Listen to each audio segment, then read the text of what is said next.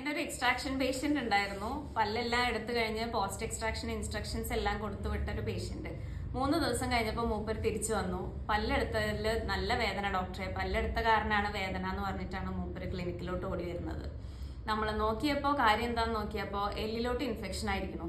അപ്പോൾ ചോദിച്ചപ്പോൾ ഹിസ്റ്ററി എടുത്തപ്പോൾ തുപ്പിയിരുന്നോ എന്ന് ചോദിച്ചപ്പോൾ ഞാൻ നല്ലോണം വെള്ളമൊക്കെ കുൽക്കുഴിഞ്ഞ് തുപ്പി, ഇനി അതിൻ്റെ ഉള്ളിൽ ഭക്ഷണം ഒന്നും ഇരിക്കണ്ട വിചാരിച്ചിട്ട് നല്ലോണം കുൽക്കുഴിഞ്ഞ് തുപ്പി.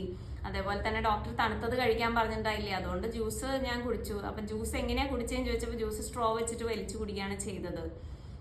അപ്പം ഇതെല്ലാം ചെയ്യരുതെന്ന് പറഞ്ഞ് വിട്ടൊരു പേഷ്യന്റ് ഇതെല്ലാം ചെയ്തിട്ടാണ് പിന്നീട് പെയിനാണ് പറഞ്ഞ് നമ്മളുടെ അടുത്തോട്ട് വരുന്നത്. അപ്പം ഇത് ഡ്രൈ സോക്കറ്റ് എന്ന് പറഞ്ഞൊരു കണ്ടീഷനാണ്.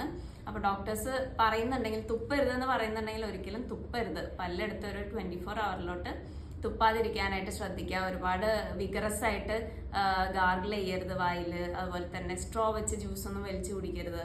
അപ്പം ഇതെല്ലാം നിങ്ങൾ ഫോളോ ചെയ്യേണ്ട ഇൻസ്ട്രക്ഷൻസ് ആണ്.